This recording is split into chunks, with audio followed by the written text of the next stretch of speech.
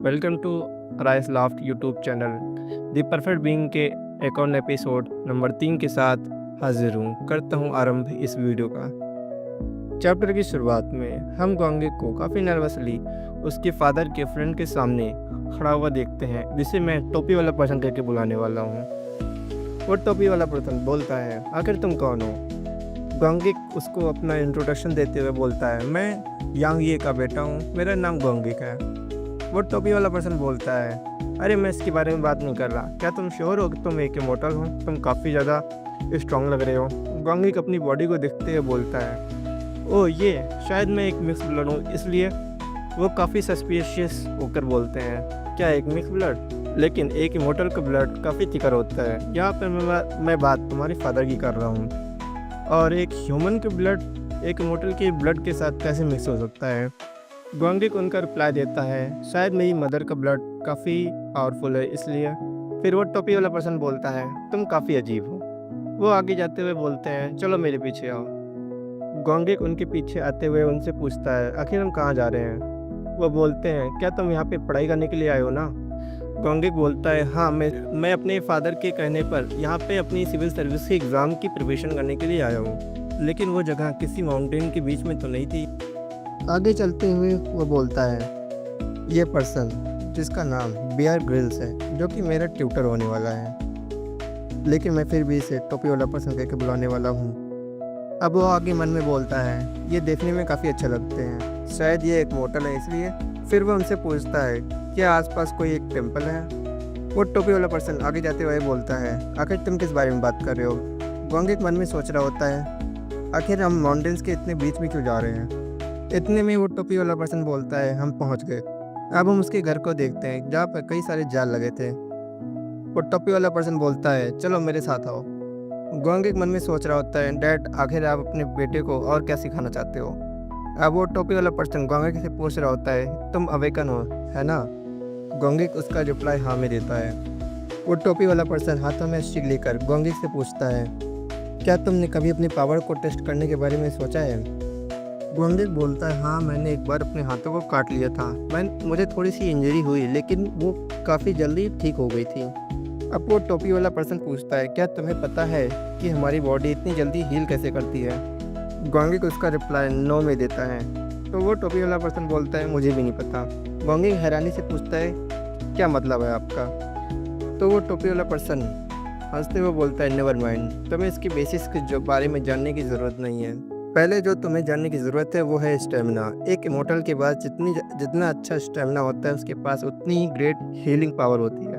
और दूसरी बात, अगर तुम नर्वस फील करते हो या काफ़ी सेंसिटिव होते हो, तो तुम्हें उतना ही ज़्यादा पेन फील होने वाला है। ये बात उससे वो ड्राइंग बनाकर बता रहे होते हैं, और आगे बोलते हैं, अगर तुम अपने सेंसेस को कंट्रोल करना मैनेज कर लेते हो, तो तुम अपनी इंजरीज़ के बारे में काफ़ी परफेक्टली जान सकते हो। फॉर एग्ज़ाम्पल, अगर तुम्हारे हाथ की हड्डियाँ कभी डिसलोकेट हो जाती हैं, तो उसके बारे में तुम्हें काफ़ी अच्छे से पता चल जाएगा। तो तुम्हारा पहला लेसन है अपनी हीलिंग पावर को इंक्रीज़ करना, अपनी सेंसेस और स्टेमिना की ट्रेनिंग से। गोंगिक उनका रिप्लाई हाँ में करता है, और वो मन में सोच रहा होता है, मुझे इनकी ड्राइंग का मतलब नहीं पता था। फिर वो उस स्टिक को फेंकते हुए बोलते हैं, क्या और कोई क्वेश्चन है? गोंगिक काफ़ी हिचकिचाते हुए बोलता है, हाँ कुछ ऐसा है जो मुझे पूछना है। टोपी वाला पर्सन पूछता है, आखिर वो क्या चीज़ है? फिर गोंगिक अपने पीछे इशारा करते हुए पूछता है, आखिर मेरा स्टेमिना ट्रेनिंग से इनका क्या लेना देना है? अब हम गोंगिक के पीछे देखते हैं, जहाँ पे काफ़ी सारे चक्कू ज़मीन पे गड़े हुए थे। तो वो टोपी वाला पर्सन बोलता है, ये बस इसलिए है जिससे तुम अपनी इमोर्टल बॉडी को कंट्रोल कर सको और अपनी स्टेमिना की ट्रेनिंग कर सको। गोंगिक बोलता है, अरे ज़रा रुकिए, ये कोई सेंस तो नहीं बनाता। फिर वो टोपी वाला पर्सन काफ़ी चिढ़ते हुए बोलता है, डैम इट, आखिर तुम किस बारे में बात कर रहे हो? क्या तुम्हें अपनी सिविल सर्विस एग्ज़ाम की प्रिपरेशन नहीं करनी? गोंगिक बोलता है, हाँ मैं उसी की बात कर रहा हूँ, मैं यहाँ पे स्टडी के लिए आया हूँ। टोपी वाला पर्सन बोलता है, ये तुम्हारी स्टडी का एक पार्ट है। गोंगिक बोलता है, लेकिन स्टडी के लिए पेन और पेपर का यूज़ होता है। फिर वो टोपी वाला पर्सन पूछता है, आखिर तुम किस बारे में बात कर रहे हो? क्या तुम्हें मोटल टास्क फोर्स में ज्वाइन नहीं करना? अब गोंगिक काफ़ी कन्फ्यूजन सी शक्ल बनाते हुए बोलता है, आखिर ये क्या चल रहा है? फिर वो टोपी वाला पर्सन बोलता है, मुझसे ये मत कहना कि तुम्हारे फादर ने इसके बारे में तुम्हें नहीं बताया। गोंगिक बोलता है, हाँ, मैं तो बस यहाँ पे सिविल सर्विस एग्ज़ाम की प्रिपरेशन के लिए आया था। तो वो टोपी वाला पर्सन बोलता है, ओह रियली? फिर वो उसके बारे में बताता है, ये एक मिलिट्री की तरह है। तो तुम बताओ, तुम्हें ये करना है कि नहीं? अगर तुम नहीं करना चाहते तो तुम इसे छोड़ सकते हो। गोंगिक मन में सोच रहा होता है, डैड आखिर नेवी सील्स के बारे में क्या? वो आगे सोचता है, मुझे ये एग्ज़ाम किसी भी तरीके से पास करना है। अगर मैं एग्ज़ाम को पास कर लेता हूँ तो मैं वो कर सकता हूँ जो मैं चाहता हूँ। फिर वो बोलता है, चलो इसको करते हैं। इतने में ही वो टोपी वाला पर्सन बोलता है, हे वेट, इस ट्रेनिंग से तुम्हारे कपड़े गंदे हो जाएंगे, तो इसके लिए तुम ये अपने कपड़े चेंज कर लो। करने के बाद वो उसे एक पिंक कलर का हाफ कच्छा पकड़ा देता है, जिसे देखकर गोंगिक काफ़ी शौक होता है। अब गोंगिक मन में सोच रहा होता है, अब तो कुछ बदलने वाला नहीं है, बस ये वो एग्ज़ाम है जिसके बारे में मैंने प्रिपरेशन नहीं की थी। अब हम गोंगिक को उस पिंक कच्छे में देखते हैं, जो कि काफ़ी सारे चक्कों के जाल के बीच में खड़ा था। अब वो टोपी वाला पर्सन बोलता है, जल्दी दौड़ो, तुम मुझे बोरिस से ही मार डालोगे। गोंगिक लंबी सी सांस लेने के साथ ही उन चक्कों पर दौड़ना शुरू कर देता है। यहाँ पर वो टोपी वाला पर्सन आराम से चिल कर रहा होता है और चाय पी रहा होता है। इतने में उसके बैकग्राउंड में गोंगिक के चिल्लाने की आवाज़ आ रही होती है। अब वो टोपी वाला पर्सन बोलता है, बिल्कुल भी रुकना मत। क्या तुम्हारे पीछे अगर तुम्हारे पीछे तुम्हारे एनिमीज पड़े होंगे, क्या तुम तब भी रुकोगे? नेक्स्ट सीन में वो टोपी वाला पर्सन चाय पी रहा होता है, उसके पीछे फिर भी गोंगिक के चिल्लाने की काफ़ी ज़्यादा आवाज़ें आ रही होती हैं। अब हम गोंगिक को देखते हैं, जिसकी काफ़ी ज़्यादा हालत ख़राब हो जाती है। उसके पैर में काफ़ी सारे इंजरीज होते हैं। वो बोलता है, मुझसे अब नहीं होगा, मुझे अब मार दो। अब वो टोपी वाला पर्सन बोलता है, तुमने काफ़ी अच्छा किया है, बाकी लोग तो इतना। अब टोपी वाले की नज़र गोंगिक के पैरों पर जाती है, जो कि काफ़ी जल्दी हील हो रहा था। वो बोलता है, तुम्हें एक ग्रेट हीलिंग पावर मिली है, तुम्हें और भी चोट खाना होगा इसकी हीलिंग पावर्स की स्पीड को बढ़ाने के लिए। तुम उन जालों पर इतना ज़ोर से पैर रखो कि तुम्हारा पैर आधा हो जाए। गोंगिक मन में गुस्से से बोल रहा होता है कि जैसे कि मैं तुम्हारे कहने पर ये कर दूंगा। अब वो टोपी वाला पर्सन बोलता है, चलो बहाना बनाना बंद करो और दौड़ना शुरू करो। अब गोंगिक जैसे उठ के दौड़ना शुरू करता है, टोपी वाला पर्सन बोलता है, आखिर इसके साथ क्या हुआ है? लेकिन थोड़ी दूर थोड़ा सा ही चलने के बाद वो फिर से बैठ जाता है। टोपी वाला पर्सन बोलता है, तुम एक इमोर्टल हो, तुम ऐसी इन चीज़ों से नहीं मरने वाले, चलो अब बहाना बनाना बंद करो और दौड़ना शुरू करो। गोंगिक बोल रहा था, हे भगवान, आखिर मुझे ये सब कब तक झेलना पड़ेगा? टोपी वाला पर्सन बोलता है, जब तक तुम एक शॉक एक्सपीरियंस नहीं कर लेते तब तक तुम्हें यही सब झेलना पड़ेगा, और ये जाल तुम्हारे दर्द के टॉलरेंस को इंक्रीज करने में मदद करेगा। इतना बोलने के बाद हमें वो जाल दिखाई देता है, जिसपे कई सारे चक्कू लगे हुए थे, जो कि सभी खून से लथपथ थे। और ये ब्लड फील्ड तुम्हें एक बैटल ग्राउंड में होने वाले पेन के लिए तैयार कर रहा है, जिससे तुम कभी अगर बैटल ग्राउंड में उतरो तो तुम्हें उस समय होने वाले पेन से कोई प्रॉब्लम ना हो। फिर वो टोपी वाला पर्सन बोलता है, लेकिन तुम इतने शॉक क्यों हो? ये तो बिल्कुल दर्द नहीं करता। तो गोंगिक बोलता है, ये काफ़ी ज़्यादा दर्द कर रहा है।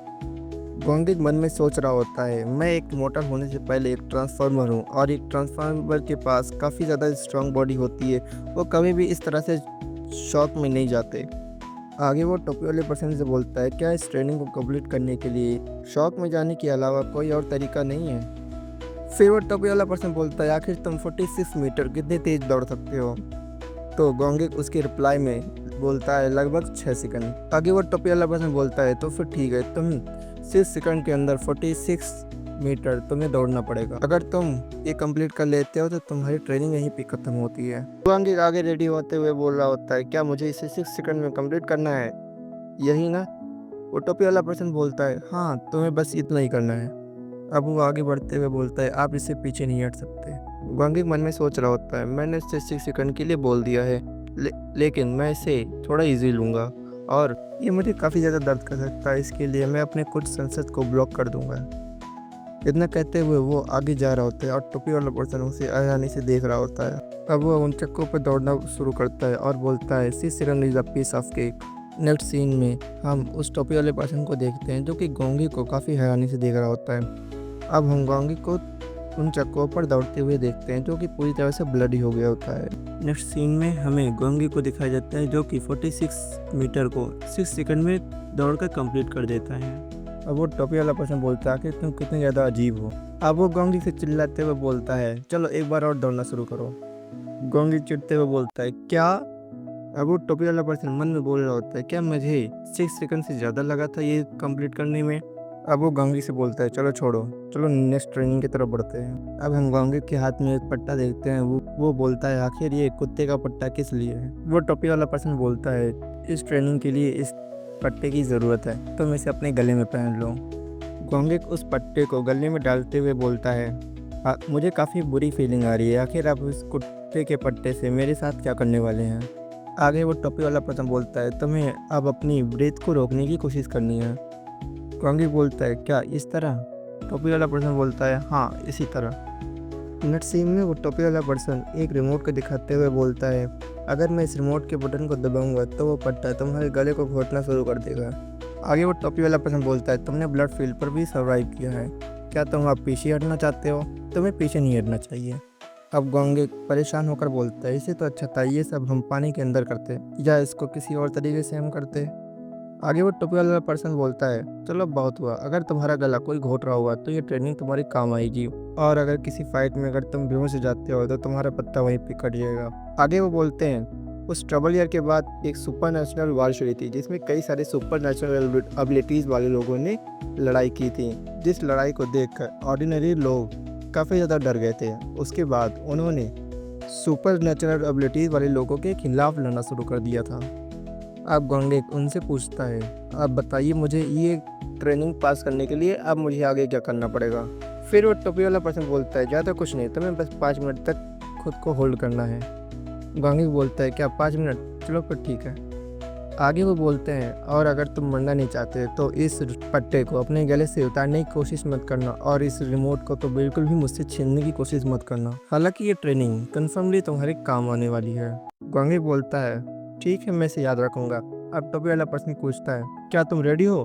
गोंगे जैसे ही यस बोलता है, टोपी वाला पर्सन तुरंत ही उस रिमोट के बटन को दबा देता है, भी नहीं कर पाते। अब सीन शिफ्ट होता है, हम गोंगे को देखते हैं जिसकी काफ़ी हालत ख़राब होती है, वो अपने गले को पकड़े हुए था। अब हम देखते हैं वो टोपी वाला पर्सन गोंगी को डंडे से मारते हुए बोलता है, बस करो, अब रुक जाओ, आई थिंक मैं तुम पे काफ़ी ज़्यादा इजी जा रहा हूँ। आगे टोपी वाला पर्सन बोलता है, अगर तुमको ये ट्रेनिंग काफ़ी ज़्यादा पेनफुल लग रही है तो तुम इसे छोड़ के यहाँ से जा सकते हो। यहाँ गोंगी मन में बोल रहा होता है, डायमंड आखिर ये ख़त्म कब होगा? मैं काफ़ी देर तक इसमें टिका रहा हूँ, लगभग 5 मिनट तक। अब हम देखते हैं गोंगी की नज़र थोड़ी धीमी हो रही थी और उसकी आंखें बंद हो रही थी, इतने में ही वो बेहोश हो जाता है। अब हम गोंगी के गले में एक पट्टे को देखते हैं जो कि लोहे से बना हुआ था। थोड़ी देर में गोंगी की आँख खुल जाती है। यहाँ वो टोपी वाला पर्सन बोल रहा होता है, आखिर इसमें गड़बड़ क्या है, ये बंद क्यों हो गया? शायद इसकी बैटरी ख़त्म हो गई है। इतने में ही उसके नीचे देखते हैं गोंगी को, जो कि काफ़ी लंबी लंबी सांसें ले रहा था। अब हम उस पट्टे को देखते हैं, आई थिंक वो किसी प्रकार का एक गैजेट है जिसको कि गोंगी ने अपने गले से उतार दिया है। गोंगी खाते हुए बोलता है, मैं बस मरने ही वाला था। टोपी वाला पर्सन बोलता है, नहीं तुम इतनी जल्दी नहीं मरने वाले, मैंने इस चीज़ को पास कर लिया, अब आप मुझे ये दोबारा करने के लिए तो नहीं बोलेंगे ना? मैंने 5 मिनट एक्स्ट्रा किया है। टोपी वाला पर्सन अपने फ़ोन में देखते हुए बोलता है, हाँ तुमने कुछ ज़्यादा ही किया है, जो कि है 12 मिनट 47 सेकंड। जिसको जानने के बाद गोंगी की हालत काफ़ी ख़राब हो रही होती है। ये क्या कहना चाहते हैं, क्या बेस्ट रिकॉर्ड 8 मिनट का है? शायद मुझे एक बहाना बनाना पड़ेगा। फिर वो थोड़ा नर्वस होकर बोलता है, ओह ये। वो टोपी वाला पर्सन काफ़ी खुश होकर बोलता है, अब तुम मुझे ऐसे मत देखना कि जैसे एक छोटे से बच्चे को एक नया टॉय मिल गया हो। अब हम शाम का सीन देखते हैं। टोपी वाला पर्सन बोलता है, चलो अब आराम करते हैं और थोड़ा कुछ खाते पीते हैं। गोंगी बोलता है, मैं ये नहीं एक्सपेक्ट करता कि आप मुझे कुछ खिलाने वाले हैं। खुद को भूखा रखना वो इनसफिशिएंट नहीं होगा, तुम्हें अपना स्टेमिना भी बिल्ड करना है। गोंगी टोपी वाले पर्सन से बोल रहा होता है, क्या मैं आपकी किसी चीज़ में मदद कर सकता हूँ? टोपी वाला पर्सन बोलता है, अंदर आ जाओ और बैठो और इंतज़ार करो। गोंगी मन में सोच रहा होता है, ऐसा नहीं है कि मुझे खाना बनाना नहीं आता, बस ये उम्मीद है कुछ अच्छा ही खाने को मिलेगा। अब हम टोपी वाले पर्सन की कुकिंग को देखते हैं, जो कि भाई माशाअल्लाह होती है, जिसे खाकर अच्छा खासा इंसान बेड रेस्ट पे चला जाए। गोंगी जब उस खाने को देखता है तो काफ़ी ज़्यादा शॉक हो जाता है। फिर वो टोपी वाले पर्सन से पूछता है, आखिर आपने इसको बनाने में क्या क्या यूज़ किया है? टोपी वाला पर्सन बोलता है, क्या तुम्हें इसे वाकई में जानने की ज़रूरत है? अब हम गोंगी को देखते हैं, भाई इसकी हालत काफ़ी ज़्यादा ख़राब दिख रही थी। वो बोलता है ठीक है, मुझे आप मत बताइए। अब हम गोंगी को देखते हैं जो कि पहाड़ों में भैया नदी में आराम से नहा रहा होता है। वो बोलता है अगली बार खाना मैं बनाऊंगा, लेकिन उससे पहले मैं जब घर वापस जाऊंगा तो मैं अपनी मॉम से खाना बनाना सीख के आऊँगा। लेकिन पहले मुझे अपने डैड से बात करना है इन सब चीज़ों के बारे में जो मेरे साथ हो रही हैं। मैं उनसे तुरंत बात करना चाहता हूँ, लेकिन उस टोपी वाले पर्सन ने मेरा फ़ोन भी छीन लिया, ये बोलकर कि वो यह फ़ोन यहाँ पे बैन है। अब वो उस नदी से निकलते हुए बोलता है मैं काफ़ी ज़्यादा थक गया हूँ, आई विश मुझे काफ़ी अच्छी नींद आएगी। अब हम गोंगी के बेड को देखते हैं जो कि काफ़ी ज़्यादा ख़राब दिख रहा था, जिसे देखकर वो काफ़ी सड़ा हुआ फेस बनाए होता है। इतने में इसके सामने से एक मच्छर उड़ते हुए जा रहा होता है। गोंगी उस मच्छर को मारते हुए बोलता है एक्सक्यूज़ मी सर, क्या यहाँ पर बिजली नहीं है? तो वो टोपी वाला पर्सन बोलता है लाइट से बस यहाँ पे काफ़ी ज़्यादा बग्स आते हैं, इसलिए उसकी ज़रूरत नहीं है। क्या तुम्हें किसी और चीज़ की ज़रूरत है? तो गोंगी बोलता है ओह अच्छा ऐसा क्या। गोंगी टोपी वाले पर्सन को देख रहा होता है जो कि काफ़ी आराम से सो रहा है। गोंगी भी वही लंबी सी सांस लेता है और वो भी सोने के लिए चला जाता है। फिर वो टोपी वाला पर्सन बोलता है ये तुम्हारे सेंस और टच को कंट्रोल करने में काफ़ी मददगार होगा, और क्योंकि ये तुम्हारी पहली रात है तुम्हें अच्छी नींद नहीं आने वाली। अब टोपी वाली पर्सन की आंखें खुलती हैं, वो देखता है गोंगी तो बढ़िया मुंह खोल के आराम से सो रहा है। अब हम सुबह का सीन देखते हैं। टोपी वाला पर्सन बोलता है चलो उठ जाओ और ब्रेकफास्ट कर लो। अब हम उस ब्रेकफास्ट को देखते हैं जो कि पूरी तरह से जला भुना था। गोंगी थोड़ा दुखी होकर बोलता है आपका इस खाने के लिए शुक्रिया। अब वो टोपी वाला पर्सन बोलता है इमोटल्स की बॉडी काफ़ी ज़्यादा एनर्जी को कंज्यूम करती है, इसलिए तुम्हें काफ़ी ज़्यादा खाने की ज़रूरत है। अब गोंगी पूछता है आखिर हम आज कौन सी ट्रेनिंग करने वाले हैं? आज हम माउंटेन के ऊपर से कूदने वाले हैं। ये ट्रेनिंग कल की तरह ही एकदम डेंजरस होने वाली है। ये ट्रेनिंग तुम्हें हवा में सांस रोकने में मदद करेगी और तुम्हारे सेंसेस को शॉक में जाने से रोकेगी। गोंगी बोलता है इस ट्रेनिंग से मुझे पता चल रहा है कि इमोटल्स को एक वॉर में सबसे ज़्यादा किससे बच के रहना है। पहला, हमें किसी बड़े झटके से शॉक में नहीं जाना, और दूसरा, हमें कभी भी किसी फाइट में बेहोश नहीं होना। आगे वो टोपी वाला पर्सन बोलता है हाँ तुमने बिल्कुल सही कहा, लेकिन एक और बात है जिससे तुम्हें सावधान रहने की ज़रूरत है।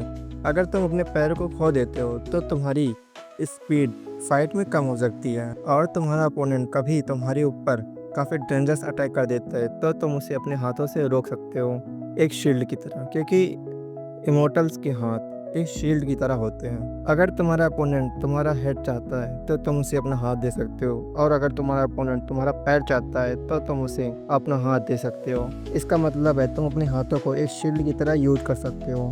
यही कारण है कि एक्सप्लोजिव क्लेमोर लैंडमाइन के साथ नाइफ भी हमारे लिए काफ़ी बड़ी थ्रेड है। गोंगी टोपी वाले पर्सन के सामने बोलता है ओह अच्छा, और वन भी बोलता है ये जो एग्जांपल दे रहे हैं वो काफ़ी ज़्यादा ओल्ड फैशन है, इस समय हम अदरवर्ल्ड के डीमंस के साथ फाइट में बिजी। अब टोपी वाला पर्सन बोलता है जल्दी से अपने ब्रेकफास्ट को खत्म करो और हमें ट्रेनिंग के लिए निकलना है। अब हम गोंगी को एक माउंटेन की क्लिफ से जंप करते हुए देखते हैं। वो बोलता है फाइनली मैंने ये ट्रेनिंग कंप्लीट कर ली। अब हमें नेक्स्ट डे का सीन दिखाया जाता है। उस टोपी वाला पर्सन बोलता है तुम अब जा सकते हो। गोंगी अब उस दिन एक बस में बैठ जाता है जो कि उसे अपने घर तक छोड़ने वाली है। अब हम गोंगी को अपने डैड से बात करते हुए देखते हैं। वो अपने डैड से पूछता है डैड क्या आप पूरी तरह से श्योर हैं आपने मुझे एक सही जगह पे भेजा था? वो अपने डैड से उस टोपी वाले पर्सन की शिकायत करते हुए बोलते हैं उसने मुझे एक माउंटेन क्लिफ से जंप करवा दिया। उसके डैड बोलते हैं यार ठीक है, तुम एक इमोर्टल के बेटे हो, तुम ऐसी किसी चीज़ से मरने वाले नहीं हो। इस ट्रेनिंग से तुम्हें अपने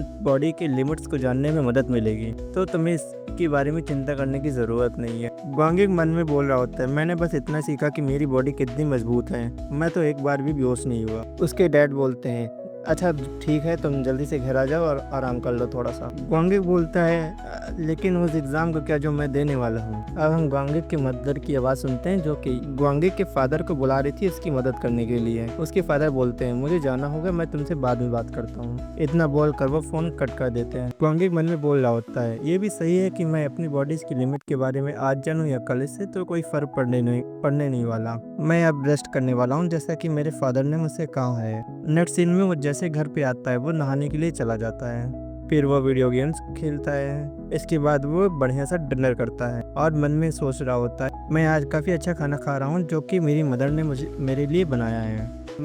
उसके बाद वो सोने के लिए चला जाता है और मन में सोच रहा होता है अब मैं सोने के लिए जा रहा हूँ और इस रूम में किसी भी तरीके के बग्स नहीं है और उस समय वो काफ़ी ज़्यादा खुश दिख रहा था। नेक्स्ट सीन में हम गोंगी को सुबह काफ़ी ज़्यादा खुश देखते हैं। वो बोलता है आज का दिन काफ़ी ज़्यादा परफेक्ट होने वाला है। अब हम गोंगी की मदर को देखते हैं जो कि बोलती हैं आज तुम्हें मेरे साथ कहीं पे चलना है। गोंगी काफ़ी हैरान होकर बोलता है क्या? उसके माइंड में उसने जो कल एंजॉयमेंट किया है उसके बारे में सोच रहा था। इसका मतलब था उसने जो कल एंजॉयमेंट किया वो सब अब दूर होने वाला है। नेक्स्ट सीन में हम गोंगी की मदर को देखते हैं जो कि गोंगी के पूरी सामान को पैक करके उसे बोलती हैं मैंने तुम्हारे सामान को पैक कर दिया है और तुम्हारे डैड को आज बता दिया है कि मैं तुम्हें आज स्टडीज के लिए कॉलेज भेज रही हूँ। गोंगी बोलता है अच्छा ठीक है, लेकिन आपने पैक क्या किया है? उसकी मदर बोलती है मैंने तुम्हारे लिए प्राइवेट ट्यूटर ढूंढा है जो कि हमारे नेबरहुड में रहती हैं। अब हम गोंगी के फ्रेश एक्सप्रेशन को देखते हैं जो कि काफ़ी ज़्यादा हैरानी से भरा हुआ था। उसकी मदर आगे बताती है तुम वहाँ पे 2 दिन के लिए रुकने वाले हो।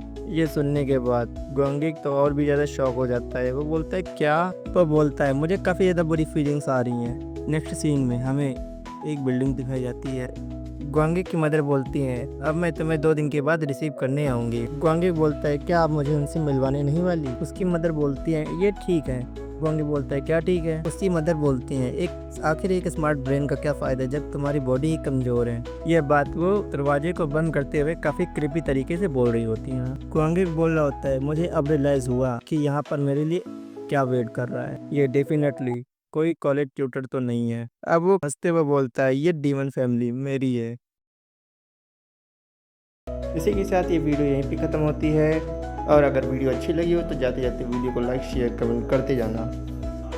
मिलते हैं इसके अगले पार्ट में, तब तक के लिए बाय।